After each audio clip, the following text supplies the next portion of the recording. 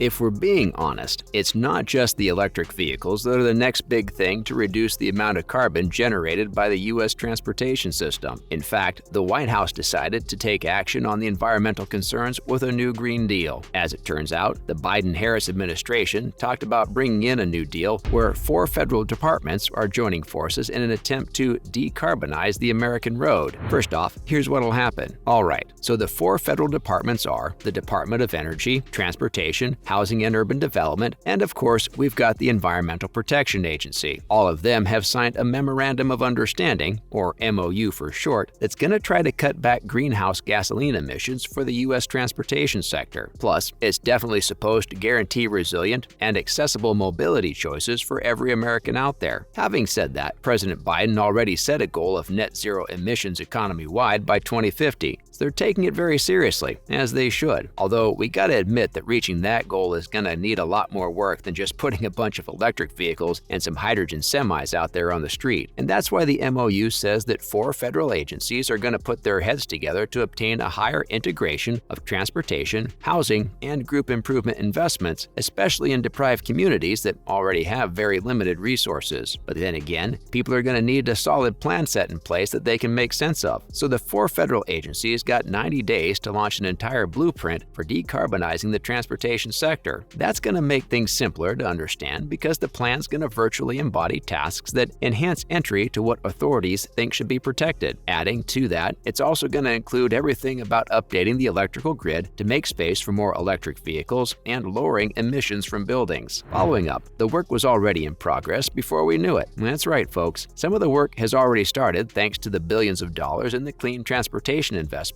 from the 4 federal agencies and the Inflation Reduction Act over the summer. In fact, the authorities' announcement says that these federal departments are going to enhance entry to the extra environmental friendly modes of transportation. So we're talking about the good old ones that we all know are more environmentally friendly. Choices like strolling, biking, transit, and rail. Other than that, it's also going to go ahead and decrease the prices of electrical automobiles and different zero-emission automobiles and, of course, fuels. And that's just a great initiative because that's going to make them an affordable option for many American households who can then opt for a reasonably priced, greener car. Not to mention, downtowns aren't going to be the same. Alright, so the form of transition we're going to see will also be reflected in many areas. In fact, 2 massive American cities introduced plans this week to flip downtown highways into extra livable metropolis areas. Talking about Michigan, it's going to use a $104.6 million grant from the Department of Transportation to sort of substitute the I-375 freeway in Detroit with a lower speed boulevard. And moving on to Denver, it had plans to develop I-25 Central, which might have slightly changed. And now the new plan is to spend over $100 million to increase the area's speedy transit methods and even enhance avenue security along with the I-25 haul. Clearly, these are the sorts of plans that HUD Secretary Marcia Fudge might have discussed in her statement about the 4-agency MOU. Having said that, the people HUD serves deserve affordable and clean transportation options that they could opt for in their day-to-day lives. Obviously, it's not going to be as convenient as taking your car out whenever you want, but the more convenient it is, the more people are going to go for it. And it's for a good cause after all. With clean transportation investments, America can make a significant difference in the lives of communities and households most affected by environmental justice. What's more, people have a lot of opinions about these changes. If we're doing something for people, we gotta hear their opinions, experiences, and whatever they've got to say, because that's definitely going to impact the way the American government moves forward. Now, a resident of LA talked about the city's Vision Zero implementations over the last 5 to 10 years, and they laid out a few facts that the government will need to consider. Now, if you're going to encourage environmentally friendly options like strolling or cycling, we're also going to need new lanes dedicated to bikes and pedestrians. And with that kind of lane reduction, we're probably in for some heavy traffic. But again, while that's going to be the case in cities, is the inconvenience really worth it when you're looking at the bigger picture? Many argue that people shouldn't be driving personal vehicles in cities in the first place and should instead opt for transits or such. And the truth is, every transportation besides cars has been under-prioritized and underfunded for decades. So again, if we're finally going to make up for it, there will be growing pains. It's a transition from privilege to equality. Coming up, we need to look at the bigger picture here. We won't deny the inconvenience here. It definitely won't be easy to transition after years of living in the same loop, but that's what happens when highways are prioritized over a better public transportation system, because then taking your car out makes the most sense to you, despite all the environmental damage it's going to cause. The bottom line is people need to start looking at the bigger picture because it's a great situation for everyone if we just manage to get through the transition. It's not a pretty drastic change in terms of your day-to-day life, but it definitely has a drastic impact on the environment, which we need to consider today. It's time to take climate change seriously. With that said, New York is going to be introducing a bunch of new initiatives to combat climate change and protect the environment, and as Governor Hochul says, electric vehicles are the key to achieving this. Adding to that, the governor says electric vehicles aren't new. They've been around us for over 100 years, with the very first one in Buffalo. Rewind to 1900, the Buffalo Electric Carriage Company was born and was later known as the Buffalo Electric Vehicle Company. Sadly, it didn't last long and went out of business by 1916 after oil giants and their money bags found their way to the United States. But now, electric vehicles are here to stay as New York reveals specific targets and initiatives to make it happen. Up next, New York outlines electric vehicle requirements and initiatives. As it turns out, by 2035,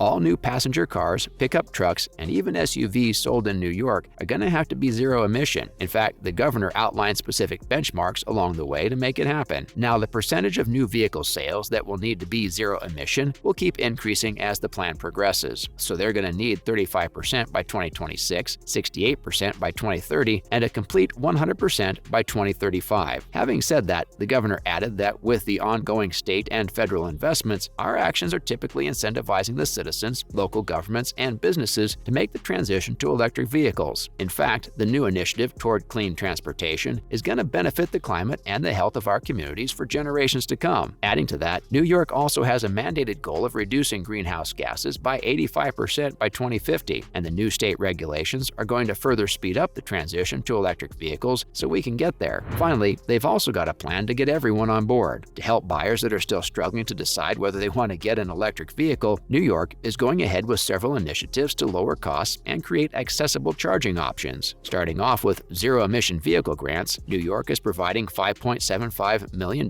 for municipalities to purchase or lease zero-emission vehicles. Along with that, they're also going to install public electric vehicle charging stations to make them more accessible. Moving on, we've got the NYSERDA Drive Clean rebate with a $10 million investment so buyers can get an electric vehicle. With that, they get up to $2,000 rebate available in all 62 countries. Next, the New York Power Authority just installed its 100th fast charger as part of the Evolve NY $250 million funding to build a statewide fast charging network that's going to help with electric vehicle adoption. All in all, New York has some of the nation's most aggressive climates, so they've got clean energy initiatives to cut down harmful emissions by promoting the adoption of electric vehicles and, of course, protecting the environment with strict mandates. With all of these programs, the state is now back on track to reach economy-wide carbon neutrality and even achieve its mandated carbon reduction goals. That's a wrap for this video. What's your take on the 4 federal agencies joining forces to decarbonize the American road? Do you think it's a feasible plan? Let us know in the comments below. Make sure to give this video a thumbs up and subscribe to our channel for more videos like this. See you in the next one.